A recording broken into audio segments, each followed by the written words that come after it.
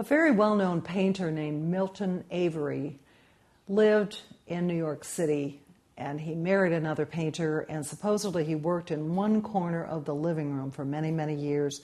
He painted very lightly and didn't buy very much paint. I am very impressed by that because Milton Avery is most unusual. Anybody who works in art tends to make a big mess. And one of the problems is, how do we keep the big mess organized enough so that we don't drive our family crazy and drive ourselves crazy? And as we go into different mediums that we would try, how are we going to keep all these things straight?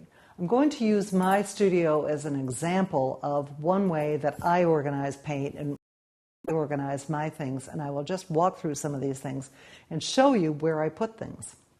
I work mostly in oil or watercolor. For oil, I have a large number of paints that I keep in a paint box, and of course I try not to let things build up very much. And I don't take all these with me when I go outside to paint.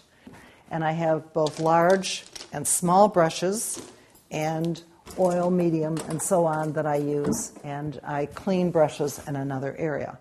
For watercolor, I have my watercolor brushes and my watercolor paints over in this section, and when I paint either in the studio or go out on location, I need easels. I have a full easel down here that I can take or set up here, or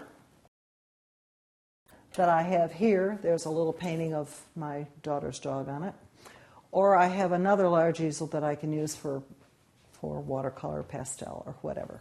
Right now I have some at a coffee shop. I'm doing a show later this week. I have some at a shop in a town nearby, and so on. But I also have things here.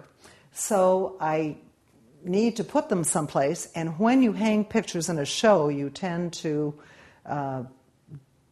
hurt the frames very frequently, unfortunately. I have a rack here that I can put finished watercolor paintings into. So this rack folds up. I can take it when I do a show. Inside the box that you saw earlier are, there are screwdrivers and razor blades and that kind of thing, and tapes and wires. There are drawers filled with more gadgets and tape, and the linen tapes and the other kinds of special tapes are pretty specialized, and sometimes they're expensive. Tape measure. We never clean acrylic. My husband helps me frame. We never clean acrylic with Windex or anything that would make it cloudy. You have to use the special acrylic cleaners. So I hope that this has shown you some of the vast numbers of just pieces of paraphernalia that are useful in making art.